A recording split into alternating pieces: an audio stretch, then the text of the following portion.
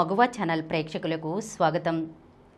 ఎండలో ఎక్కువగా తిరుగుతుండడం, అలాగే వాతావరణ కాలుష్యం మూలంగా చర్మం రంగు తగ్గి ముఖంపై పిగ్మెంటేషన్ ఏర్పడుతూ ఉంటుంది. మనం ఇంట్లోనే పాటించే కొన్ని చిట్కాల మూలంగా ఈ పిగ్మెంటేషన్ సమస్యను రాకుండా చూసుకోవచ్చండి. మనం ఎండలో బయటికి వెళ్ళేటప్పుడు ముఖానికి సన్ స్క్రీన్ లోషన్ రాసుకున్నట్లయితే కనుక ఈ పిగ్మెంటేషన్ అనేది రాదనమాట. మరి మనం ఇంట్లోనే పాటించే ఆ చిట్కాలేంటో ఈరోజు వీడియోలో మనం తెలుసుకుందాం. రాత్రి పడుకునే ముందు ముఖానికి కలబంద గుజ్జు పట్టించి ఉదయాన్నే చల్లని నీటితో శుభ్రం చేసుకోవాలి. ఇలా రోజు చేస్తూ ఉంటే కలబందలోని అలోయిన్ పదార్థం చర్మాన్ని కాంతివంతంగా మారుస్తుంది. రోజు ఉదయాన్నే ఆలుగడ్డ రసం లేదా పెరుగును ముఖానికి పట్టించి పావుగంట సేపు ఆరనివ్వాలి.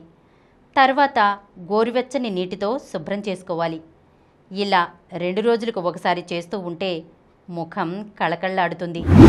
చిన్న గిన్నెలో 2 చెంచాల శనగపిండి, 1 చెంచా పసుపు వేసి 4 చెంచాల గులాబీ నీరు చిలకరించి బాగా కలపాలి. ఈ మిశ్రమాన్ని ముఖానికి పట్టించి 20 నిమిషాలు ఆరనివ్వాలి. తర్వాత వేళ్లతో మెల్లగా రుద్దుతూ పిండిని తొలగించాలి. ఆ పైన గోరువెచ్చని నీటితో శుభ్రం చేసుకుంటే మంచి ఫలితం కనిపిస్తుంది.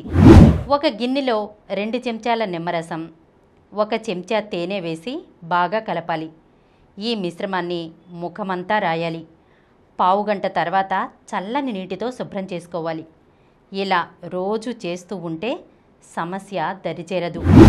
1 చిన్న గిన్నెలో 2 చెంచాల బియ్యపిండి, 1 చెంచా ముల్తానీ మట్టి, 4 చెంచాల పెరుగు వేసి బాగా కలపాలి. ఈ మిశ్రమాన్ని ముఖానికి పట్టించి అరగంట సేపు ఆరనివ్వాలి.